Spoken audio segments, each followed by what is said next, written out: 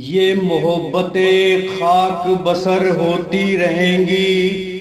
मोहब्बतें खुदा की इबादत है, जाने अनजाने ये जालिम जमाना क्या जाने। मित्रों, हमारी कहानी का अगला भाग सुनिए। जालिम जमाना क्या जाने। पिछली कहानी में हमने आपको बतलाया था कि नाटक की समाप्ति हुई और सब लोग अपने अपने घर लौट गए। उर्मिला और शबनम दोनों सहेलियां घर लौट रही थी। इसके आगे की कहानी सुनिए। जालिम जमाना क्या जाने। उर्मिला: अरे शबनम, तेरी आंखों में आंसू? अरे पगली, ये तो सिर्फ एक नाटक था, तू तो बड़ी भोली है। शबनम: पर था तो सच्चा। साहिबा ने ऐसा क्यों किया? इससे तो खुदा ने नारी जात को ही कलंकित कर दिया। इस तरह तो दो प्यार करने वालों में हम लड़कियां ही बेवफा निकली। उर्मिला देख, तू मेरे बचपन की सहेली है। इस वक्त मैं और तू और बस खुदा हमारा साक्षी है। यानी कि इस वक्त मैं और तू हैं और बस खुदा हमारा साक्षी है। मेरी बात ध्यान से सुन। इस बात की तुम खुदा के सामने गवाह हो। जो मैं कहने जा रही हूँ ध्यान से सुनो। अगर हमने किसी से मोहब्बत की तो हम खुदा को बता देंगे कि जो आपने भविष्यवाणी की थी और गलत भी हो सकती है। वो तो साहिबा थी जिसने अपने प्रेमी से बेवफाई की और ता क़यामत तक अपने ऊपर बेवफाई का दाग ले लिया। लेकिन हम शबनम हैं, प्यार से हमें सब्बो कहते हैं। हम मर जाएंगे, मिट जाएंगे, लेकिन अपने ऊपर बेवफाई का दाग नहीं लगने देंगे। ये हमारा खुदा से वादा है। उर्मिला: शबनम, तू तो जानती भी है तू क्या कह रही है। तू अभी नादान है, नासमझ है, इसलिए तू इतनी बड़ी बात बोल गई। ये सब तो किस्से कहानी की बातें हैं। शबनम: मैंने बड़े सोच समझ कर तुझसे बात कही है, तू भूलना मत। चल अब घर चल, देरी हो रही है। दूसरे दिन 4 बजे शाम को शबनम अपने खेतों में भेड़ें चराते हुए वही गीत गुनगुना रही थी जो वह रोज गुनगुनाया करती थी। गौरव भी उस गीत सुनकर बड़ा मगन मस्त हो रहा था और उस गीत को बड़े ध्यान से सुन रहा था। अचानक रिमझिम वर्षा होने लगी और तेज हवाएं चलने लगी। मौसम बड़ा ही सुहावना हो गया। गौरव भी भीग रहा था और शबनम भी भीग रही थी और दोनों एक दूसरे को देखकर मुस्कुरा रहे थे। दोनों मासूमों के चेहरे पर खुदा का नूर था। ऐसा लग रहा था कि जैसे भगवान के दो फरिश्ते जमीन पर खिलौने की भांति खेल रहे हैं और भगवान इस खेल को देखकर प्रसन्न हो रहे हैं। गौरव के मन में भी एक गीत गाने की जिज्ञासा हुई और गौरव ने एक प्यार भरा गीत गाया। जब वह गीत गा रहा था तो शबनम हंस हंस कर उसके साथ सुर मिला रही थी। दोनों मासूम झूम रहे थे।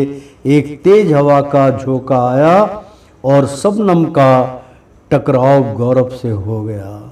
हुआ यूं कि शबनम के काले रंग का दुपट्टा गौरव के हाथों से लिपट गया और शबनम का हाथ गौरव ने पकड़ लिया। दोनों के हाथों में गीला दुपट्टा लिपटा हुआ दोनों के प्यार की दास्तां बयां कर रहा था। ये भीगे हुए होठ, ये दोनों का भीगा हुआ बदन, जैसे सारे बदन पर मोती जड़ दिए हों। दोनों मासूमों पर खुदा का नूर बरस रहा था। शबनम ने दूसरे हाथ से अपना दुपट्टा छुड़ाने की कोशिश की, परंतु वह गिरने लगी। गौरव ने झट से ये हाथ छोड़कर दूसरे हाथ पकड़ लिया और शबनम गिरते गिरते बच गई। शबनम छोड़ो मेरा हाथ। गौरव, वो निकले हमारे करीब से दामन झटक के, वो निकले हमारे करीब से दामन झटक के, हमने भी उनको छोड़ दिया नादां समझ के। शबनम, नादां हम जरूर हैं मगर जालिम नहीं, हम भी दिल रखते हैं कोई बेवफा नहीं। गौरव, बेवफा हम भी नहीं जो जमाने से डर जाएंगे, तुम मोहब्बत करके तो देखो हम अपनी जान पर भी खेल जाएंगे। शबनम, हाय हम मिट जाएंगे जालिम तुम्हारी इन्हीं अदाओं पर, देख लेना एक दिन जनाजा भी निकलेगा तुम्हारी ही बेवफाई पर। शबनम, तुम ठीक हो? पहुंचा पकड़ते पकड़ते दुपट्टा पकड़ लिया और दुपट्टा पकड़ते पकड़ते उंगली, और अब सीधा हमारा हाथ ही थाम लिया। ए मिस्टर, ये शबनम का हाथ है, छोड़ो मेरा हाथ वरना ठीक नहीं होगा।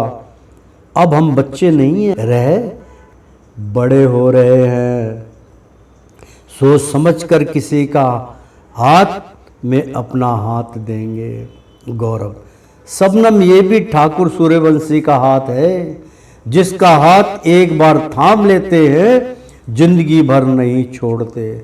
सूर्यवंशी अपनी आन और शान के लिए मर तो सकते हैं लेकिन अपने प्यार को रुसवा नहीं होने देंगे, ये हमारा वादा है जाने जहां। शबनम, ये तो वक्त बतलाएगा कौन किसके लिए जान देगा, अब तो छोड़ो मेरा हाथ। गौरव, ओहो, हम समझे कि ये तो हमारा ही हाथ है, एक शर्त पर हम तुम्हारा हाथ छोड़ेंगे, पहले कल मिलने का वादा करो।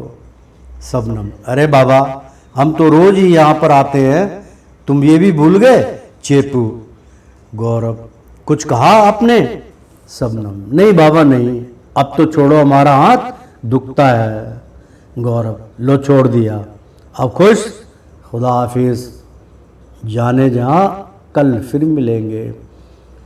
कमल सिन्हा परिवार समेत कर्नल साहब के घर पहुंचे। सिन्हा, अरे भाई कर्नल साहब कहाँ हो? प्रोफेसर, आइए चाचा जी, पैरी पोना चाची जी, आप सभी का स्वागत है, आइए अंदर आइए। सिन्हा साहब, अरे भाई वो सब तो ठीक है पर कर्नल साहब कहाँ हैं, दिखाई नहीं दे रहे हैं। प्रोफेसर, चाचा जी आप बैठिए तो सही, पिताजी भांजी लेने गए हैं, बस आते ही होंगे, लो नाम लेते ही वो आ गए। सिन्हा साहब गले मिलकर बैठ गए। कर्नल साहब, बस भाई आपके आने की खुशी में मैं भाजी लाने गया था, आज आप लोगों की दावत हमारे यहाँ है। सिन्हा साहब, भाई दावत तो हम जरूर खाएंगे, पर एक बात है कर्नल साहब, क्या संस्कार दिए हैं अपने बच्चों को, हमें महसूस ही नहीं होने दिया कि हम आपके घर पर बैठे हैं। प्रोफेसर साहब, लीजिए पहले मुंह मीठा कीजिए चाचा जी। सिन्हा साहब, बेटा मुंह तो हम मीठा कर लेंगे, पहले हमारे घर की लक्ष्मी को तो बुलाओ। प्रोफेसर, लीजिए चाचा जी, आपकी लक्ष्मी चाय लेकर आ गई। सुशीला ने चाय टेबल पर रखी और सभी बड़ों के चरण स्पर्श किए। उसके ऐसे संस्कार देखकर सिन्हा साहब बहुत प्रभावित हुए। कर्नल साहब, बेटा कुलविंदर, तुम भी अगर हमारी बिटिया से कुछ पूछना हो तो पूछ लो। कुलविंदर मास्टर जी। प्रोफेसर साहब, यदि आप लोगों को बुरा ना लगे तो हम एकांत में सुशीला से कुछ कहना चाहते हैं। कुलविंदर की यह बात सुनकर सबके चेहरे उतर गए और सभी एक टक कुलविंदर को देखने लगे। प्रोफेसर साहब, ठीक है भाई, आप गौरव के कमरे में जाकर जो पूछना चाहते हो पूछ सकते हो। हम कोई आपत्ति नहीं जताएंगे, ना ही हमें कोई आपत्ति है। आप एक दूसरे को अच्छी तरह से परख लीजिए। आखिरकार ये आपके लिए जीवन भर का चुनाव है।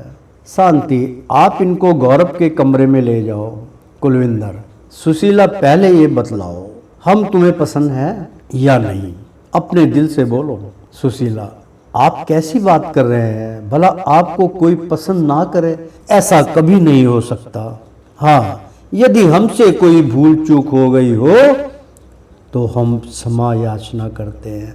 हाँ, हम तुम्हारे लायक नहीं हैं, ये हम जानते हैं। इस बात के लिए आप बिल्कुल चिंता मत करना। हम भैया को समझा देंगे कि यह रिश्ता हमें मंजूर नहीं, क्योंकि हम उनके लायक नहीं हैं। कुलविंदर, बस सब कुछ कह दिया या बाकी कुछ रह गया? रह गया हो तो भी कह डालो। सुशीला, हमें जो कुछ कहना था कह दिया हमने, ठीक कहा ना? कुलविंदर, बिल्कुल गलत कहा। अरे पगली, तुम्हें खुद नहीं पता कि तुम कितनी भोली हो। सीता माता में भी लोगों ने कितने दोष निकाले थे, परंतु तुम्हारे अंदर कोई भी दोष नहीं निकाल सकता। तुम्हारा आचरण तो देवी स्वरूप है और देवी पूजन्य होती है, ये आप भली भांति जानती हैं। सुशीला, तो फिर हमें एकांत में क्यों बुलाया? बोलो बोलो, हमें एकांत में क्यों बुलाया था? हम तो यही समझ रहे थे। कुलविंदर, सुशीला, हम तुम्हें यह कहना चाहते हैं कि देवी पूजन्य होती है और हमारे परिवार में आपका निरादर ना हो, इससे पहले ही हम तुम्हें साफ साफ बतलाना चाहते हैं, क्योंकि आप हमारे परिवार में दुखी रहो, हम यह नहीं चाहते। सुशीला, सुनिए जी, आप हमें पहलियां मत बुझाइए, आप साफ साफ कहिए आप कहना क्या चाहते हैं। कुलविंदर, तो सुनो सुशीला, हमारे परिवार में रोज गृह कलेश होता है, जानती हो क्यों? क्योंकि हमारे पिताजी के गुस्से ने हम सबका जीना हराम करके रखा हुआ है। यहाँ तक कि वे किसी के हाथ का भोजन भी पसंद नहीं करते। यदि जरा सा नमक मसाला कम या ज़्यादा हो तो वे भोजन से भरी थाली तक तो फेंक देते हैं। माँ के हाथ तो कई बार हाथापाई भी हो चुकी। अब तुम ही बतलाओ, ऐसे परिवार में कोई लड़की रहना पसंद करेगी क्या? कभी नहीं, कभी नहीं करेगी। और जब यह बात आपके घर वालों को पता चलेगी तो वे कभी भी तुम्हारी शादी हमारे साथ नहीं करेंगे। सुशीला, आपने बिल्कुल सच कहा और यह सच बताकर आपने हमारे दिल को जीत लिया। अब तो हम उस घर में जरूर जाएंगे जहां आप जैसे देवता इंसान रहते हैं। बाकी रही बात हमारी, तो वे आप हमारे भाग्य पर, हमारे प्राप्त पर छोड़ दें। इंसान जितना भी प्रयत्न कर ले, परंतु भाग्य से ऊपर नहीं जा सकता। अगर हमारे भाग्य में सुख लिखा है तो हमारे सुख को कोई छीन नहीं सकता, और यदि दुख लिखा है तो कोई उसे टाल नहीं सकता, चाहे हमें स्वर्ग जैसा परिवार ही क्यों ना मिल जाए। तुम्हें हमारी सौगंध, आप किसी से कुछ भी मत कहिए। और अब चलिए, बहुत देर हो गई, सब लोग इंतजार कर रहे हैं। कर्नल साहब, आप सभी ने हमारी बिटिया को तो देख लिया होगा, भाप लिया होगा, समझ लिया होगा। अब आप लोग 2-3 दिन में सोच समझकर जवाब दे देना। सिन्हा साहब, अजी 2-3 दिन तो बहुत दूर की बात है, हम अभी आपको जवाब दे देते हैं। जीतो सिन्हा, कुलिंदर बेटा जरा इधर आओ। बेटा, तुम्हें लड़की पसंद है? कुलविंदर, जी माता जी। पिताजी, हमें लड़की पसंद है। जीतो सिन्हा, सिन्हा साहब आप जरा कर्नल साहब के पास जाकर बैठो, हम अभी आते हैं। बेटा तुमने लड़की को घर के बारे में सब कुछ बतला दिया है? कुलविंदर, हाँ माँ, मैंने सब कुछ साफ साफ बतला दिया है। और लड़की ने हाँ कर दी है और उसने कसम दी है कि ये बात किसी से ना कहना। जी तो भाई साहब, बहन जी और बहू शांति, आप सबको हमारा बेटा पसंद है? प्रोफेसर साहब, हमें यह रिश्ता पसंद है, हमारा परिवार भी इस रिश्ते से खुश है। सिन्हा साहब, भाई कर्नल साहब, अब तुम हमारे संबंधी बन गए हो, मिठाई का डिब्बा मंगा लो। और दोनों परिवार ने आपस में मिठाई के डिब्बे और 51 रुपए से रिश्ता पक्का कर लिया। सिन्हा साहब, भाई समधी साहब, अच्छा सा मुहूर्त देखकर इसी सप्ताह में शादी हो जाए तो कैसा रहेगा? कर्नल, ये तो और भी अच्छी बात है, हमें कोई ऐतराज नहीं है। फिर एक दिन सुशीला की शादी बड़ी धूमधाम से हुई। पूरा गांव शादी की दावत खाने आया। प्रातःकाल सुशीला की विदाई का समय आया। सभी की पलकें भीगी भीगी सी दिख रही थी। विदाई का गीत गौरव ने गाया। गीत, बहन चली सब रिश्ते नाते तोड़ चली, बहन चली सब रिश्ते नाते तोड़ चली, भैया रोए भाभी रोए, रोए ये जग सारा, बाबुल दिल कैसे समझाए, मैया बिलख बिलख जाए, बहन चली सब रिश्ते नाते तोड़ चली, सुना आंगन सूनी बगिया ममता तुझे पुकारे, बाबुल भैया लगे बेगाने छूटे आंगन द्वारे, बहन चली सब रिश्ते नाते तोड़ चली, बचपन छूटा खेल भी छूटा, छूटे रिश्ते नाते, हम भी रूठे ममता भी छूटे, सब छूटे जाते, सब झूठे जाते, सब छूटे जाते, बहन चली सब रिश्ते नाते तोड़ चली। इस गीत के समाप्त होते बहन 2-3 बार भरे हुए नैनों की दृष्टि से पीछे मुड़ मुड़कर देखती है और डोली में बैठकर विदा हो जाती है। शाम को 4 बजे गौरव खेतों में पहुंच गया। गौरव अपने आप में कुछ कह रहा था कि आज शबनम की मधुर वाणी सुनने को नहीं मिल रही, क्या हुआ होगा? वो इतनी चुप चुप सी क्यों बैठी है? चलो उसके पास चलकर ही इस बात का पता लगाया जाए। गौरव ने देखा कि शबनम भेड़ के बच्चे को बड़ी खामोशी से सहला रही थी। गौरव ने सोचा कि जो गीत शबनम रोज गुनगुनाती थी, आज हम उसी गीत को 2 लाइनें गुनगुनाते हैं। हो सकता है कि शबनम उसे सुनकर कुछ बोल पड़े। उसने गीत गाना शुरू किया। भरी निगाहों से गौरव की ओर देखा और उसके चेहरे पर हल्की सी मुस्कुराहट आ गई। तभी गीत भी समाप्त हो गया।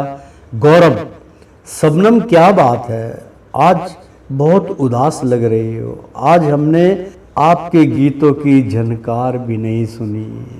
शबनम, आपकी आवाज़ में बहुत दर्द छुपा हुआ है। आपने तो हमारे दिल के तार हिला के रख दिए। गौरव, बात को टालने की कोशिश मत करो। हाँ, आप ही कह रहा हूँ सब्बो। शबनम, जरूर कोई बात है। ऐसी उदासी हमने पहले कभी नहीं देखी। क्या हमसे कोई भूल हुई है? यदि हुई है तो उसके लिए हम क्षमा चाहते हैं। शबनम, ऐसा कुछ भी तो नहीं हुआ है, बस कई बार मूड नहीं होता। अब तुम जाओ, हम भी जा रहे हैं। क्या? चेपू। गौरव, कुछ कहा आपने? शबनम, नहीं तो चेपू। दोनों वहां से चले गए। उधर सुशीला अपने ससुराल वालों का मन मोहने के लिए कोशिश करती रही। प्रातः काल का समय है। सुशीला, पिताजी उठिए, अपनी ससुराल में ससुराल वालों का दिल जीतने के लिए मित्रों बहू हो तो ऐसी हो। सुशीला बहुत ही नेक दिल की लड़की थी।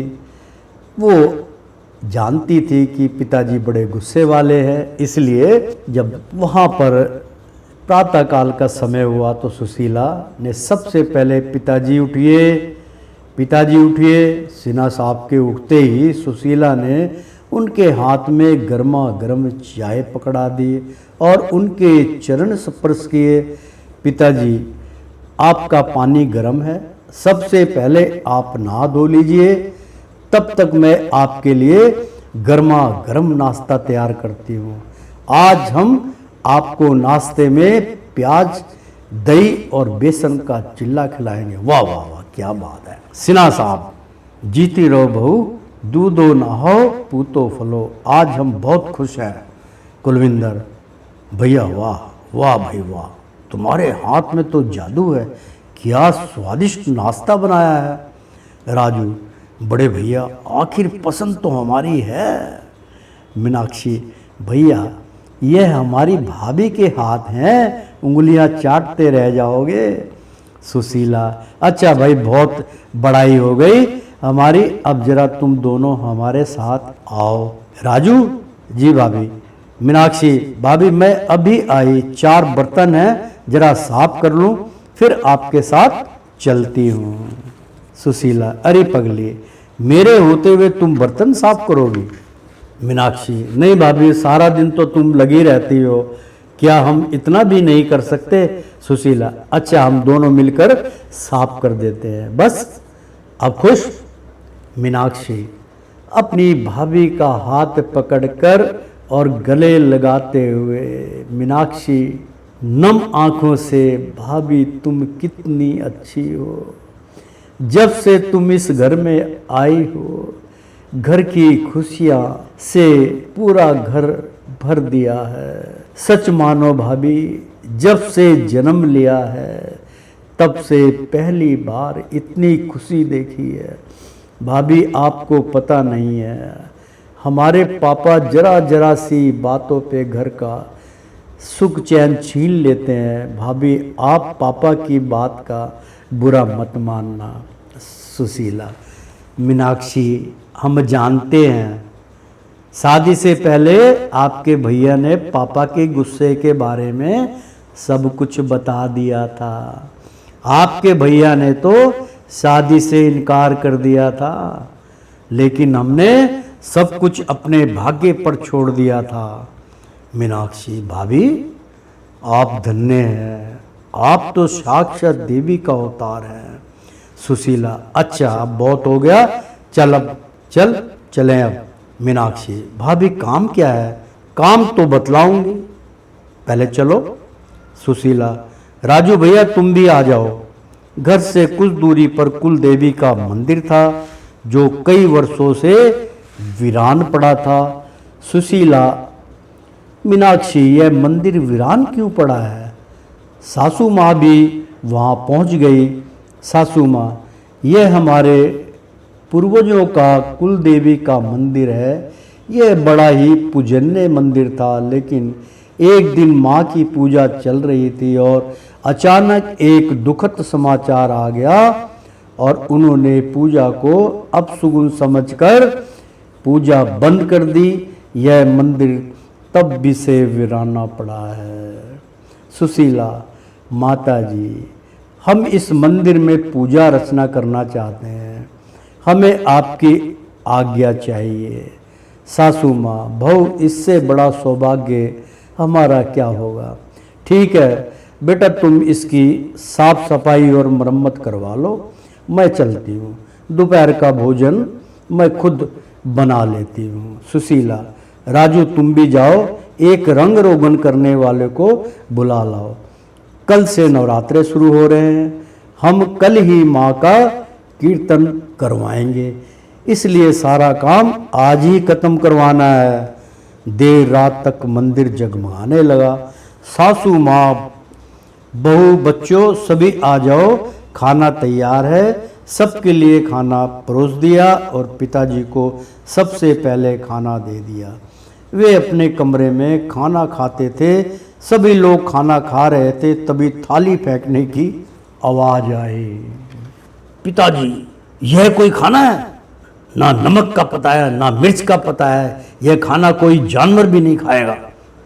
कुलविंदर गुस्से में उठने लगे। वैसे ही सुशीला ने रोक दिया। सुशीला, आप खाना खाइए। खाना छोड़कर नहीं उठते, अन्न का अनादर होता है। पिताजी को खाना मैं खिला दूंगी। सुशीला ने खाना परोसा और खाने का थाल लेकर पिताजी के पास पहुंची। सुशीला, पिताजी गुस्सा छोड़िए और उठिए, मैं आपके लिए दूसरी थाल लाई हूँ। बहू की आवाज़ सुनकर पिताजी झट से उठ गए। पिताजी, आप घर में सबसे बड़े हैं, आप समझदार हैं, हम सबको आपके बच्चे हैं और बच्चों से रोज़ गलती होती रहती है।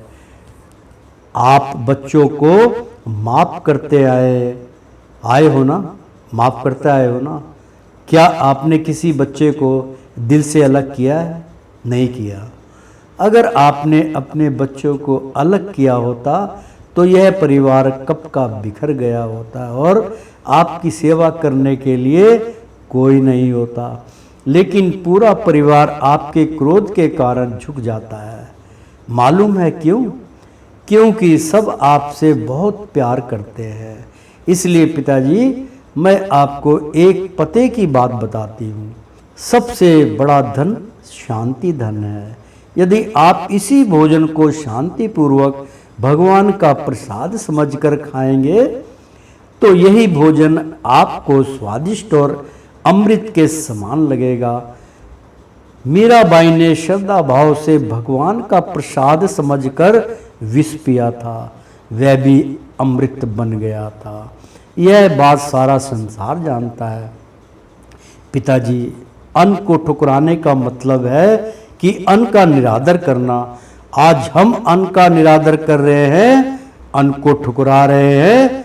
किसी दिन अन्न ने हमें ठुकरा दिया तो हमारी स्थिति क्या होगी? दोस्तों, आज का भाग यहीं समाप्त होता है। अगले भाग में कहानी का लुत्फ उठाइएगा। जालिम जमाना क्या जाने।